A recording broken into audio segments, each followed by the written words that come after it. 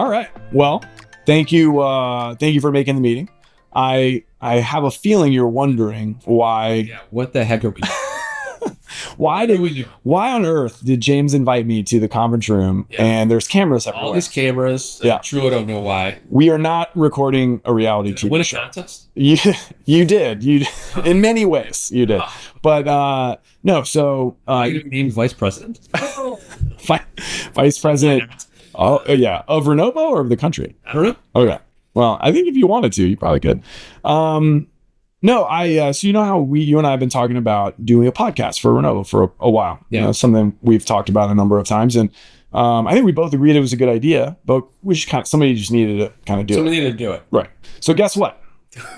we are doing it. We're doing it. We're doing it. So here it is. Right now. It's happening as we speak. All right. And so like now. Yeah. So what's it going to be about? Have you thought about it? Do we have I have thought about it. Story? Like, what are we going to talk about? Where are we going to do it? So here's my plan. So you know that, like, you know, I travel all around the country already to, you know, go to various conferences and speak on panels and all the things that, you know, promoting the Renovo events all over the country. Yeah, lots of stuff. Yeah. And so, you know, my thought was, you know, while I'm on those trips, why not sit down and interview some of our clients that have really interesting stories? You know, Renovo is all about the customer. Yep. And I think that's the customer. Start with the borrower. Yeah. And I think the podcast should be no different. So tell stories about you want to profile borrowers and tell stories of what? Yeah. So the idea, I think, would be like, I think a lot of these people have really interesting stories that are also really relatable when you dive into them, right? Yeah. So I think like providing a platform to show off our clients and their stories and let them kind of tell their journey. And, you know, we can talk about, you know, their successes, but I think it's also more interesting sometimes to talk about the failures and the challenges and the speed bumps, right? Yeah. And so, you know, just have a super candid conversation where we get into those types of details, and really give our clients an opportunity to, you know, to get a little bit more. How are you going to pick these people? Well, that's a good question. So as you know, like, we have local offices all over the country, and those offices, and the loan officers that run them are really, you know, their job is to become close with their customers and partner with them to help those folks build businesses. So they know each other really well. And so I thought the easiest thing to do is, if I'm going to be in a particular city, I'll just call up the loan officer and see if they have any clients that they think would be, you know, would have a good story to tell and would be interested in maybe doing something like that. And so, you know, we can kind of sit down and go through that. And I think the other cool thing that we can do with it is, you know, we've got you know, we're very local. We were very focused locally, right? You know, I think every loan officer in every office, they really focus on those markets, and that's and our customers live in these markets. And, you know, there are certain things that are going on there that are really important to them and may not be relevant to other folks or what have you. So the thought is, you know, maybe we can dig into some of those unique things that are going on in different geographies. And, you know, at the end of the day, I think if we can maybe have some candid conversations that, you know, people will, you know, understand our customers better, but certainly, you know, get an opportunity to get to know us on a different level as well. And I thought that would be kind of fun. What do you think? I think it's fun. So I love listening to the podcasts and listening to stories of people in business. You know, to me, business has been a sport. I'm kind of a dork in that way. Like I probably wouldn't know a famous baseball player walking down the street, but I would definitely know a famous business person walking down the street. And so for me, I love listening to the podcasts of business people, and it's in all kind of industries, but the best ones are in real estate.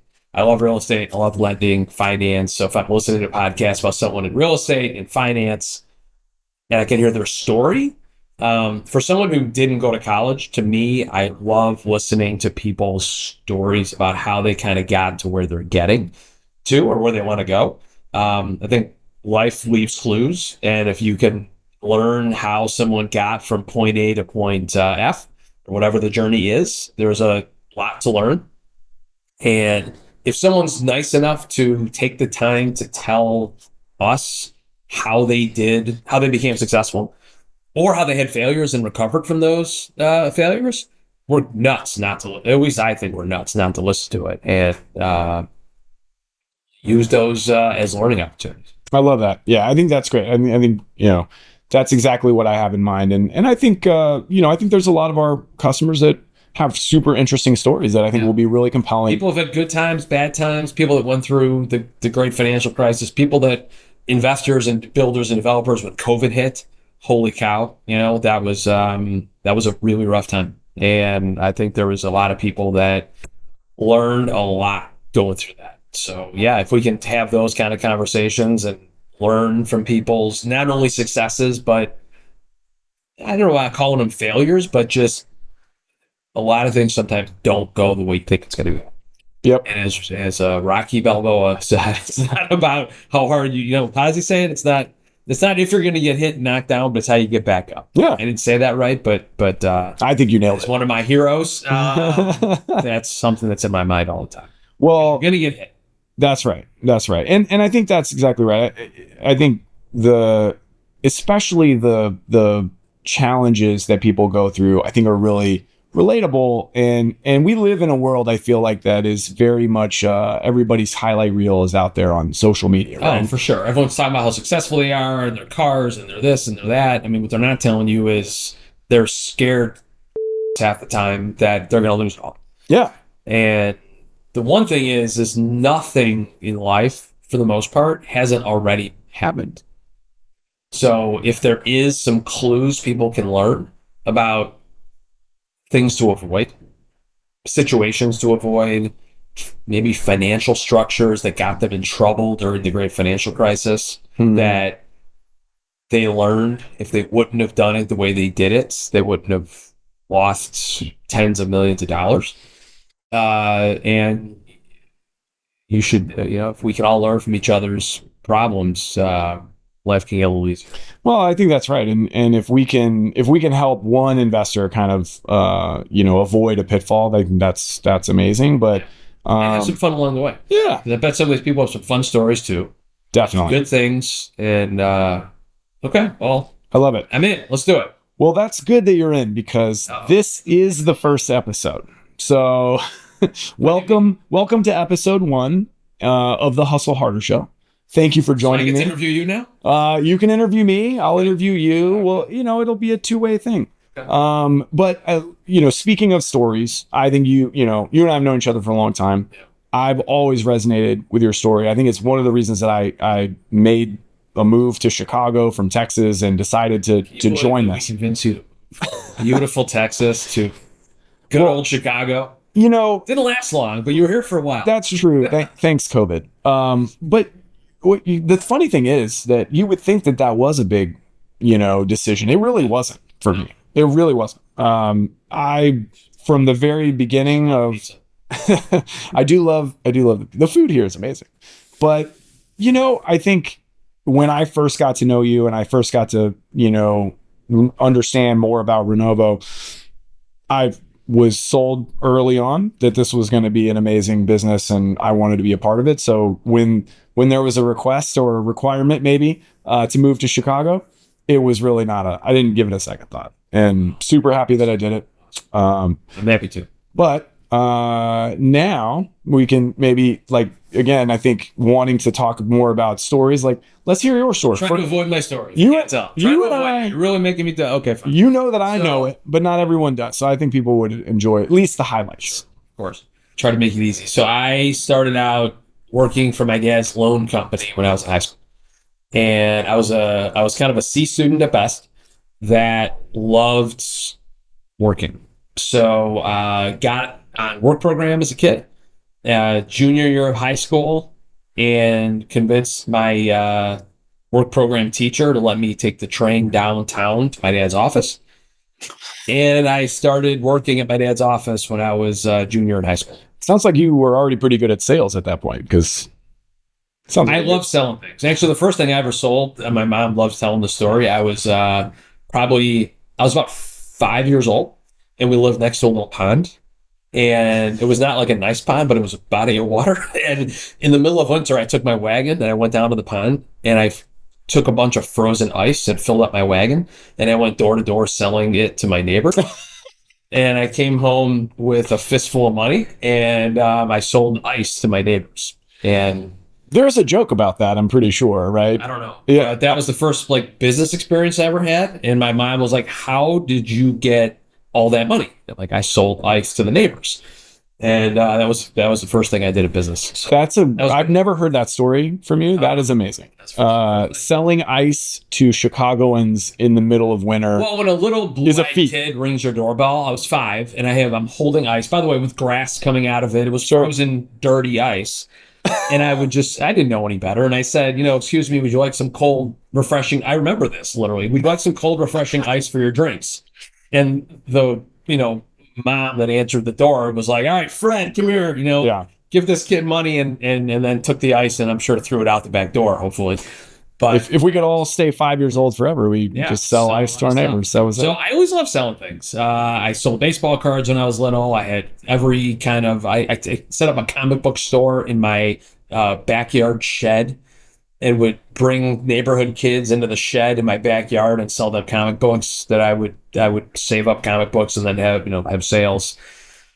Love selling stuff. So I've been doing that my whole life. So when I was able to get on work program and I was working at my dad's company, it was the first kind of real office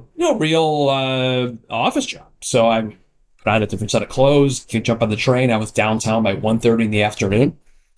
And I got behind a desk, and my dad had me start making collection calls.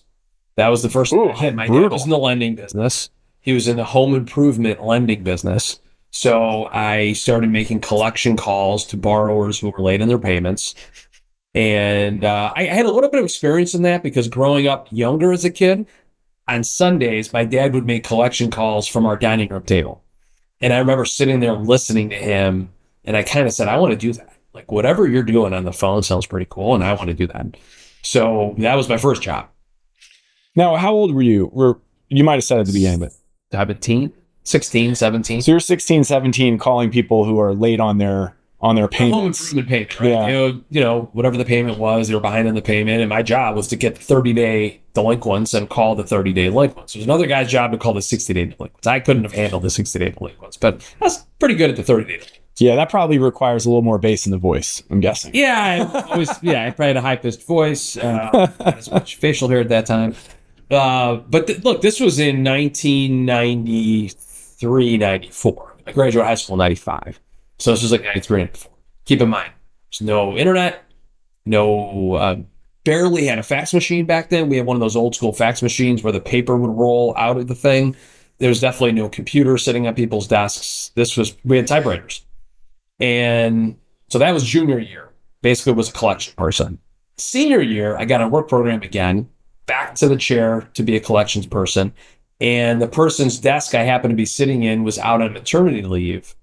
And her phone was ringing for new loan requests.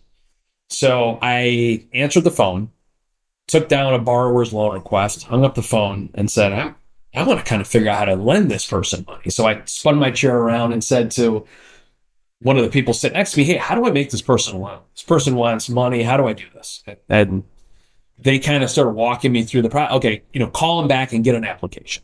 Okay. So I called the borrower back and I get a whole application. What do I do now? And they kind of taught me piece by piece how to originate a loan and how to deal with a borrower. So the phone kind of kept ringing. I kept answering it, and I would take more applications, and I would run around and ask people how I took the next step.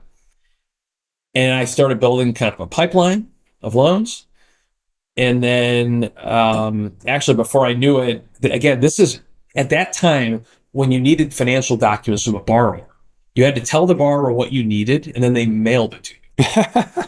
That's what would happen. And then you would sit and wait for the mail to come in and open up these envelopes. And how fast do you think that came? Half of them never came because a borrower's not going to actually do it half the time. Right. So I was like, screw it. On Saturday mornings, I started driving around, going to borrowers' houses, picking up their documents. So I would tell them during the week, all right, Shirley, Saturday morning, I'll come to your house. Just get the bag out of all your financial paperwork and I'll go through it with you and we'll get the documents. And that's what I would do on Saturday mornings. So within a few months, I was kind of one of the top loan officers because no one else was going to people's homes.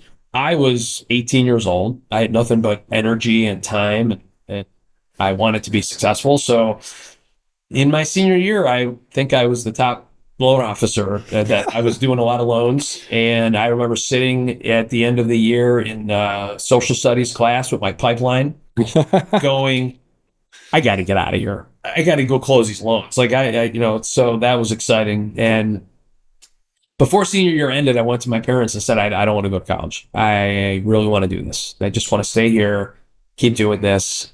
I think I can learn, and I just wanted to get to work. And they were nervous. My family was not very happy with me for a little while, but that's all I did. I stuck with it. I built a team. Within a few years, I had a couple of teams kind of working with me, and we were originating 20, 30 loans a month, and we were having a great time. That's how I got started. That's awesome. So would it be fair to say that this business is kind of in your DNA? Like you grew up with it, right? So I don't know how to do anything except make loans. Like you could ask my friends, my wife, nothing. Barely order takeout.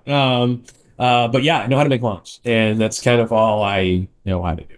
Well, that's good because we're in the loan making business. That's kind of how I got here. So yeah, had to, and also, yeah, wanted to be in business because I love being in business.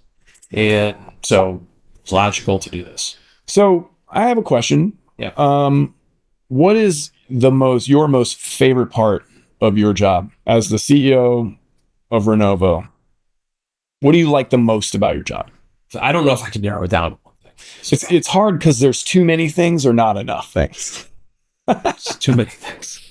Yeah. I mean, look, there's some things I have to do that, as we're running a fairly, it's complicated business because you're lending money, you're lending tens of millions of dollars on a regular basis. There's a lot of details, thousands of details when it comes to being in the lending business. But the exciting part is to be able to deal with an amazing team that we built here at Renovo. I get to work with brilliant people all over the country. And I'm a real city person, so I love dealing with people in cities all over the country. It's so awesome to be able to see the the work we're doing that is tangible. Yeah, and then work with the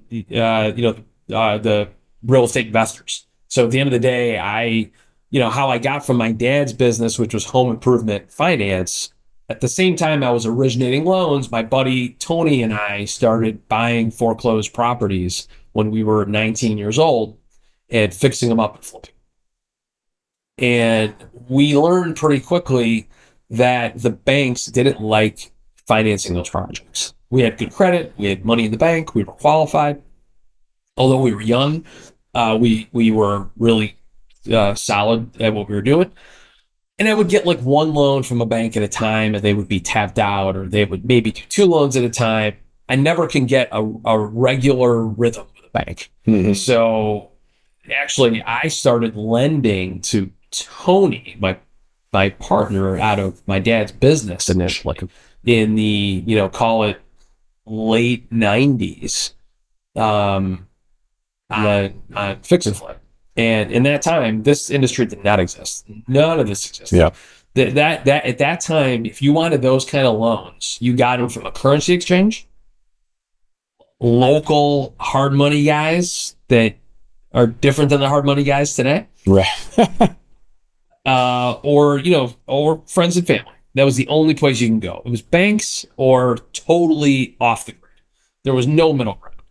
So what we started to discover when I was lending to Tony, my high school buddy, we were doing we're basically lending on my own projects at the beginning. And how old are you at this point? 21. Got it. Early 20s, 21, 22.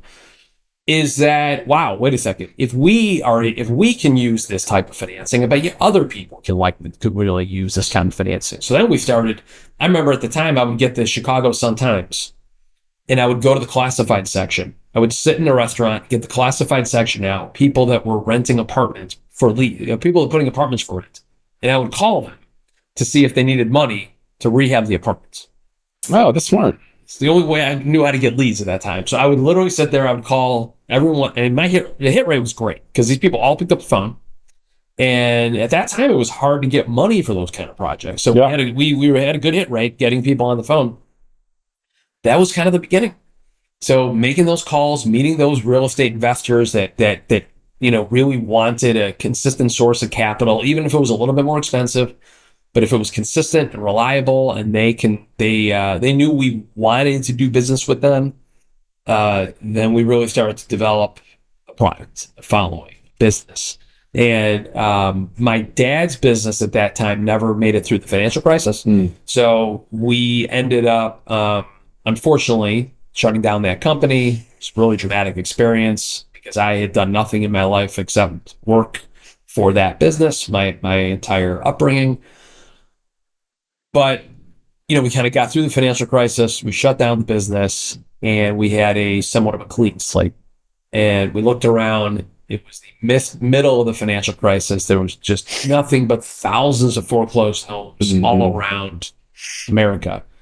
And we said, let's do this again. Let's do it. And we put together a business plan, pitched private equity investors, and started to rebuild Renovo in 2010, 2011. Very slow, very steady in those early days.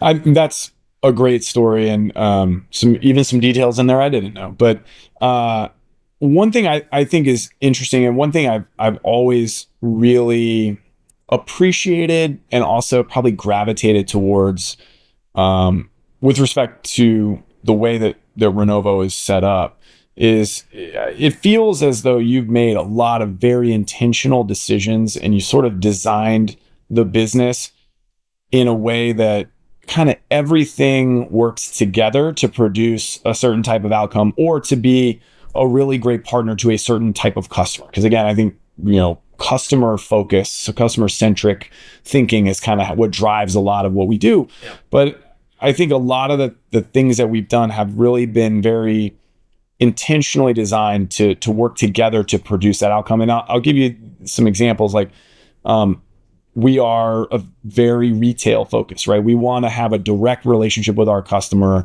and we want to work with the same clients over and over, right? We would like to work with professional investors for the most part, and investors that are doing some volume, but more importantly, maybe want to grow a business. Yeah. I think we also really believe that local is incredibly important. It's certainly really important to our customer, because most of our customers really only work in one city. Yep. Very few of them are operating a business that spans into, multiple markets. So, the little things that are required to be successful in all the details. Yeah. The business is probably 90 to 95% similar when you go market to market, but it's that 5 or 10% that's different, that is incredibly meaningful to our customer. But might not matter to the people that live in the next city, because it might not apply. So I think we've always felt like local was really important. Talk to me about some of those decisions, and like, how did that come about? Because it just feels as though it was very intentional. Maybe that's not right. I think going through the financial crisis, as an operator in this industry and the financial services, and in this niche in particular, you realize how frail, a business could be. All of a sudden, when a storm comes in and it knocks your business and you so far out of whack that things happen during that time that none of us ever thought could happen. $500,000 properties that we were lending on, all of a sudden within a couple of years were worth $150,000. Like, just things you never thought were going to happen. But I never thought that my bank that was lending, when I was at my dad's business, when our warehouse line that was lending to us, I never imagined a scenario. My business plan didn't call for them going bankrupt. Mm-hmm. Like, when does your bank go bankrupt? That isn't supposed to happen, right? Yeah. That's not part of your plan.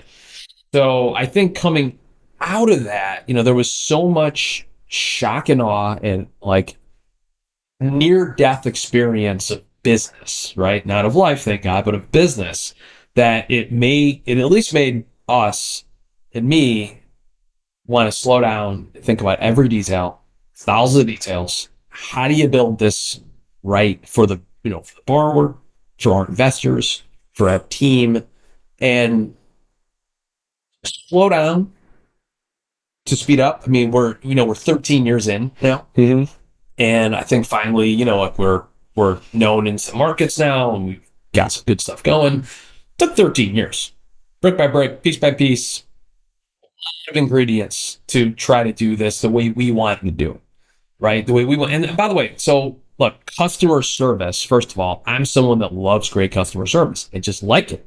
I do know that about you. Yeah. And I just think it's better than bad customer service. So to me, it's not that difficult to understand, right? So to me, like and it's way more fun to be in a business that you're giving great customer service. And if you can kind of adopt that early on. Also, the reason the thread of that is when we started, we had no money. We had money to make loans because we got some private equity capital to go make loans, but we didn't have any money for operations. We didn't have a marketing budget. The marketing budget was like $100. So me and Daniel would make flyers with like money houses on them that you would crack up today if you saw. And the way we got business was by wowing our borrowers. Yeah. And by following up, being there, trying to go above and beyond, try to anticipate an idea or a need that they may have. And that starts to become fun. And it starts to become infectious. And it starts to become, hey, maybe we're not supposed to go spend a ton of money on marketing. Maybe we're supposed to spend our money on building a great team that takes great care of our customer all day, every day. And then that's an organic kind of fun recipe. So that's how the customer service thing came to be. And then the local thing is kind of similar. I learned a long time ago that no one gives a if we are national at all. Actually, it's a detriment for the most part. If you're a local borrower and you're on the south side of Chicago, you're flipping multifamily property in Chicago and you're borrowing from someone, what do I care what you have going on in New Jersey? I care that you're picking up my phone call and you're getting my project done right here, right now. And then my draw's getting done fast, and then you pick up the phone and give me what I need. Right? And the last thing I want is you being distracted in other markets. Yeah, for sure. Well, and I think the other thing is and you mentioned the south side of Chicago. Yeah. The south side of Chicago, I don't know if you knew this, but it does not have the best reputation. And so if you're going to lend there, you probably need to really understand it in order to be able to, number one, spot a good loan from a bad loan. And a good borrower from one who may or may not pay you back, right? And I think that's such a core piece of the local thing, on top of which I think is now morphed into a little bit more, maybe is, now because we're local, because the loan officers we have in any given city really focus almost exclusively usually on that city. We live where we land. Yeah. Right? That's important. We live where we land. Yeah, and I think when you do that, the loan officers get an opportunity to build and develop a real expertise that rivals the expertise that our customers have, and I think that again helps us, bring value to that client in a world where, I know when you started there was no one really doing this. Now there's a lot of people doing it, right? And we have some really great competitors out there, and it's a competitive space. And in order to win and retain the best customers and keep those relationships, we have to be able to bring value. And I think local allows us to do that in a way that I think a lot of people have a hard time with. I myself am not a real tech savvy person. I'm decent. I just learned how to use Grubhub recently. We barely know how to use these cameras. So hopefully they're on. I'm not sure. There's cameras. So part of the local thing is also it's just the way we've done business. Most of the loans I made in my life were on the hood of a car, right? I would pull up to a project. I would look at the building with the developer. Hey, what's going on here? Let's take a quick walk through. Daniel was doing the same thing. And we would literally cut the deal with a borrower on the hood of the car. It's kind of what we know. Yeah. So, we didn't know how to build great algorithms that was like going to spot customers across the country and be able to lend to them. I mean, maybe other people have figured it out in a great way. A few have, to be honest. Sure. If you're doing a nice job at it. Our mentality was we're going to meet the customer where they're at. That's going to be our competitive advantage. We're going to work really hard to meet them where they are and know what they're doing and be able to speak that language of them and pitch and catch and do good business with them. I love that. I think it's awesome. And it's all those little, I love your saying the 1,000 little details. And I do think that's what it's about. And I think what's really neat is that, we've come up with a formula that really is great at delivering value and supporting our customers. And not every borrower or investor is the right, we're not always the right fit for them, and vice versa. And that's okay. I think we just try to find people that want to do business the way we want to do business. And when you find that kind of match, and, it can be really special. And I think, what we've seen in terms of growth at Renovo is probably an indicator of that. Just getting started. A lot to do. Look, we've had a lot of success. We've had a lot of good stuff. But every single day, those thousands of details, if you just really think about it, we're doing hundreds of draws a day all over the country. There's so many opportunities to screw up. Truly. There's just unlimited opportunities to screw up. And this team does an amazing job barely screwing up. Truly, the team just does such a good job barely.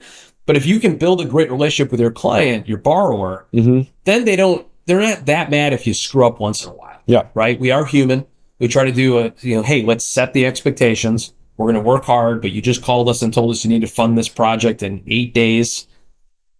We're with you. Put your seatbelt on. We're going to get to the destination. Might be bumpy. Yeah. Let's get there together. It's all about setting expectations. Yep. Acknowledging when you screw something up, because it's going to happen. And just trying to do good business with customers every day. I love it. Well, it's been my 5 years here at Renovo have been incredible. I think it's been a lot of fun. And to your point, I think we are just getting started. So I am very excited about this next phase. And, it's going to be, I think it's going to be a lot of fun. At the very least, we'll have a good time doing it. Yeah. When you were observing and listening to those calls on a Sunday morning, what was it that, if you can name it, what was it that made you think that was something you wanted to do? What I've convinced myself of at this point is that, growing up, my parents got divorced when I was young, and money was a very stressful thing in our house for a number of years. And I remember hated it. And I remember wanting to learn about money at a really young age, because that stress point for me was I would feel it all the time, and it was negative. So I think watching my dad talk to people about money was okay, here's an opportunity for me to learn how this stuff works. And I've thought about that pretty much the whole time. To understand, still trying to figure it out. But I've learned a lot about how money works. And that's where it comes from. As a kid, I remember my parents got divorced when I was maybe 6 or 7, 5, I don't know, somewhere in that range. But wanting to learn about how money worked was definitely a big piece. That's great. That's awesome. It's a great answer. Well, I think this has been amazing. I'm really excited about. I'm excited. Yeah. Very excited. It's a year. Yeah, for sure. It's I think it's going to be a lot of fun. I think it'll be a cool opportunity for us to engage with our customers on a different level. I think that's going to be super neat. And I just like talking to people anyway, so it really works out. To you, James. It's unbelievable. Everywhere I go, thank you. Where's James? How's James? Well, it doesn't hurt that they can spot me a mile away with the height. Crush this thing. Let's do a lot of great podcasts. Let's get a lot of great people on there.